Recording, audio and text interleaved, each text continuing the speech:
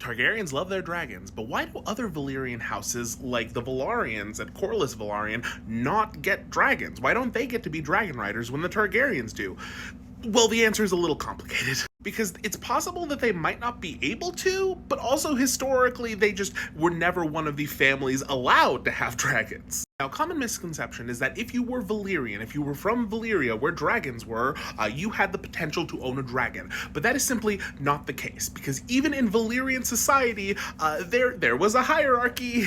So the dragon riders only actually came from about 40 Valyrian families. So there were these 40 families that all basically had a monopoly over all the dragons. Now, why that is the case, we're not entirely sure, because there's like conflicting ideas. There's, on the one hand, there's the idea that it's possibly like an almost genetic thing. Like there is something in the blood of these specific Valyrian families that allows them to be dragon riders, which is why all of that Valyrian loving your family is a thing. It's because that is a result of those specific families intermarrying with themselves. So even though the Velaryons were Valyrian, they did not mix with the dragon riding families. They had their own thing. They were sailors. They were explorers. They would eventually immigrate to Driftmark on their own, I think before even the Targaryens. And it's just like they were from different social classes, basically. So the Targaryens really wouldn't have ever mixed with the Velaryons back while Valyria was a thing. These 40 dragon riding families intermarried amongst themselves, possibly to keep the blood pure. I don't love that that whole concept, but it is possibly a thing because one of the big theories about the dragons is that there is a special bond with the Valyrians and specifically these families that allows them to be dragon riders. What that is, where that comes from, we're not entirely sure.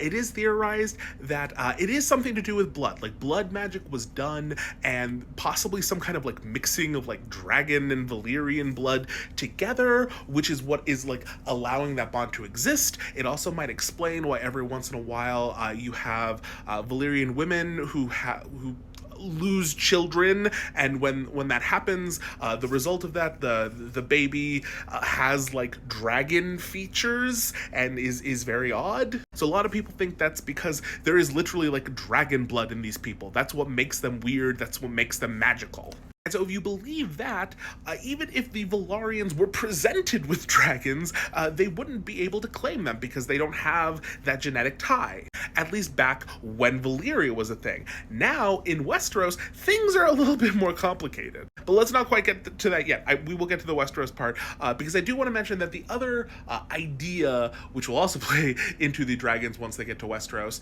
as an explanation for why the Velaryons and other Valyrian families wouldn't be allowed to get dragons, is that it's not even a genetic thing. It's these dragon riding families hoarding power. This is like a social construct that they are making it seem like, ooh, we're the only ones that could ride the dragons, when that isn't the case. It could be anyone else, but if anyone else were to be able to start, breeding their own dragons, that upsets the balance of power that these 40 families have cultivated. Now, I'm going to say personal opinion here.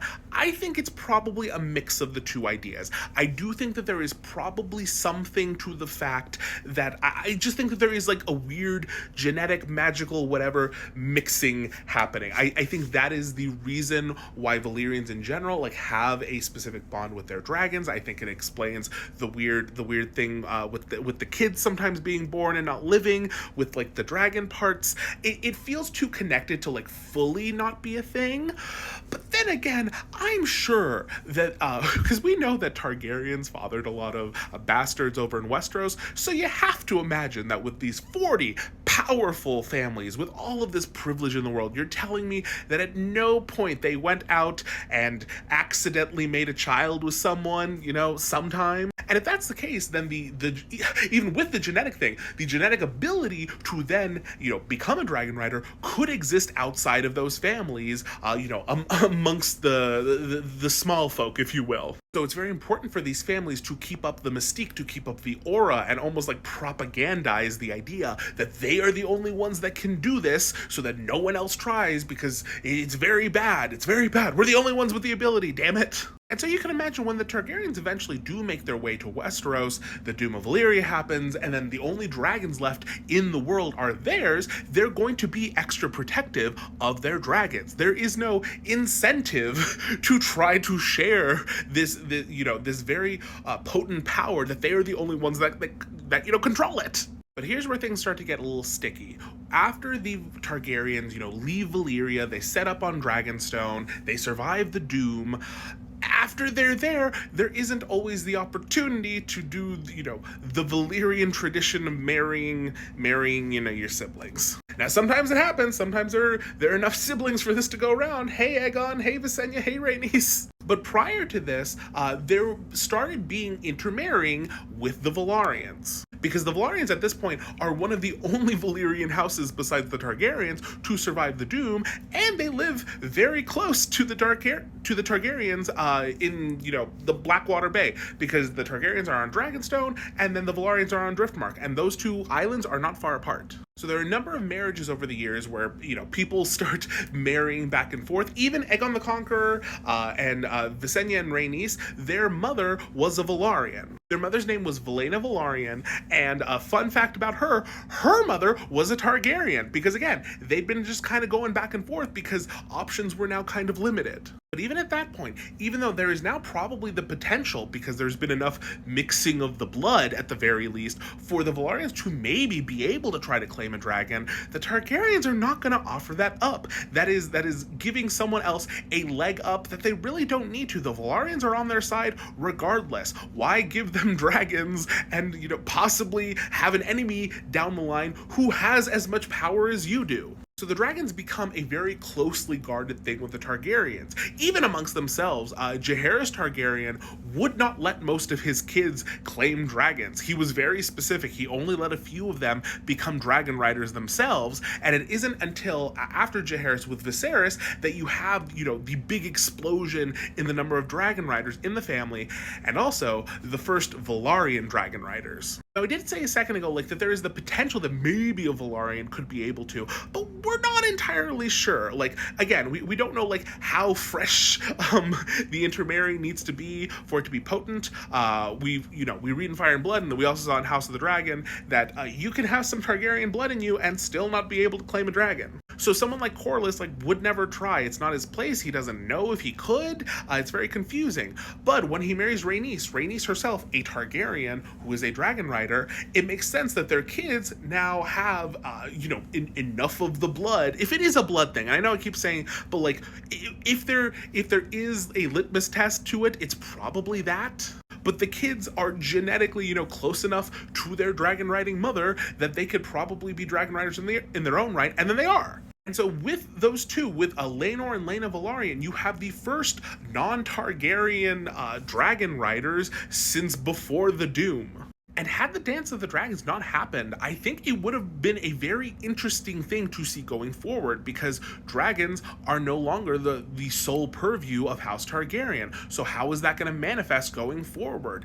The tensions, I think, could grow because these families are now on far more equal a footing. But we don't got to worry about that because everyone fucks it up as they want to do.